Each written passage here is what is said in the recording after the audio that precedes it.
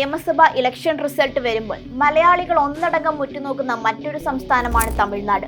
അതും ഒരേ ഒരാൾക്ക് വേണ്ടി, തമിഴ് സിനിമയുടെ സ്വന്തം ഇളയ ദളപതി, ഇന്നത്തെ TVKയുടെ സ്ഥാനാർത്ഥി ജോസഫ് വിജയ്. തമിഴ്നാട്ടിൽ അത്രയും കോളിളക്കം സൃഷ്ടിച്ചുകൊണ്ടായിരുന്നു വിജയുടെ രാഷ്ട്രീയ പ്രവേശനം.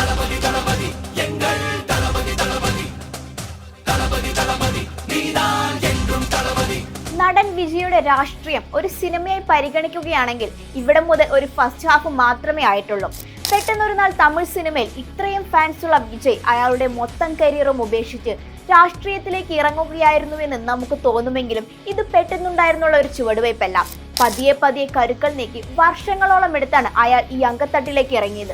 ആസൂത്രിതമായ ഈ രാഷ്ട്രീയ പ്രവേശനത്തിന് പിന്നാലെ ജനകീയ വിഷയങ്ങളിലെ ഇടപെടലുകളും വിജയുടെ രാഷ്ട്രീയം എന്ന സിനിമയുടെ ഫസ്റ്റ് ഹാഫ് കംപ്ലീറ്റ് ആക്കി.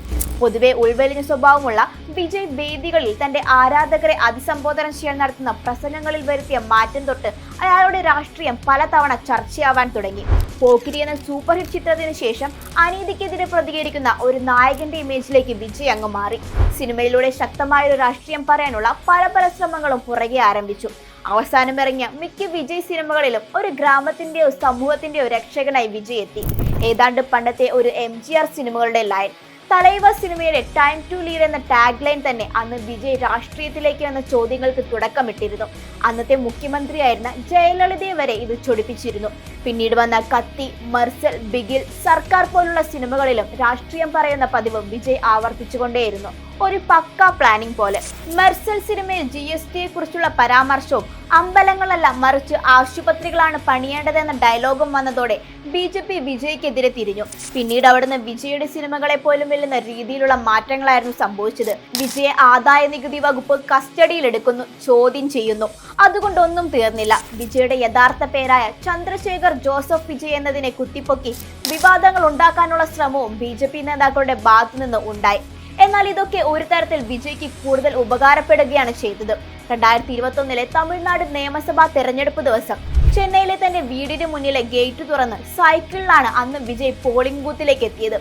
ഇത് അന്നും വലിയ വിവാദമായിരുന്നു. വർദ്ധിച്ചു വരുന്ന ഇന്ധനവിലക്കെതിരെയുള്ള പ്രതിഷേധമായിരുന്നു ആ സൈക്കിൾ യാത്ര. തൂത്തുക്കുടിയിലെ സ്റ്റെർലൈറ്റ് പ്ലാന്റിനെതിരെ നടന്ന പ്രതിഷേധത്തിന് നേരെയുണ്ടായ പോലീസ് വെടിവെപ്പിൽ അന്ന് മരിച്ച 13 പേരുടെ വീടുകളിലും സന്ദർശനം നടത്തിയ വിജയ് താൻ അവിടുത്തെ മനുഷ്യർക്കൊപ്പമാണെന്ന് പ്രഖ്യാപിക്കുകയും ഓരോ കുടുംബത്തിനും 1 ലക്ഷം രൂപ വരെ ധനസഹായം പ്രഖ്യാപിച്ചു.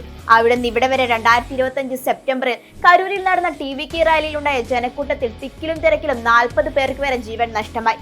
ഇത് അദ്ദേഹത്തിന്റെ പാർട്ടിയുടെ സംഘടനാ മികവിനെയും വിജയുടെ നേതൃത്വത്തെയും രൂക്ഷമായി വിമർശിക്കുന്നതിന് വരെ ഇടയാക്കി. ഇരകളെ ഉടൻ സന്ദർശിക്കാതിരുന്നതും വിമർശനങ്ങൾക്ക് ആക്കം കൂട്ടി. തെരഞ്ഞെടുപ്പ് അടുത്തിരിക്കുകയായിരുന്നു. ഭാര്യ സംഗീതയുമായുള്ള കുടുംബ പ്രശ്നങ്ങൾ വാർത്തകളിൽ നിറഞ്ഞത്. പൂവെറിഞ്ഞ ആരാധകനെ പേടിച്ച് സൈക്കിൾ വിട്ട് ഓടിയതും അന്ന് ട്രോളുകൾക്ക് വഴിവെച്ചു. ഏതാണ്ട് വിജയുടെ ഈ കരിയറിന് ഒരു സിനിമയായി പരിഗണിക്കുകയാണെങ്കിൽ ഇത് സെക്കൻഡ് ഹാഫ് പൂർണ്ണമാക്കുന്നതേ ഉള്ളൂ. എന്നാൽ ക്ലൈമാക്സ് വന്നത് ദേ ഇപ്പോഴാണ്. അതെ, MGRനെ വരെ കടത്തിവെട്ടിക്കൊണ്ട് വമ്പിച്ച അട്ടിമറി വിജയമാണ് തമിഴ്നാട്ടിൽ വിജയ് നേടിയിരിക്കുന്നത്. ഇനിയാണ് സെക്കൻഡ് പാർട്ട്. പാർട്ട് 2 ഇനി ജനവിധികൾക്കെല്ലാം അപ്പുറം കസേര വലിച്ചിട്ടിരിക്കുന്ന വിജയ് എന്ന രാഷ്ട്രീയ നേതാവിന്റെ കടന്നുവരവാണ് കാണിക്കുന്നത്.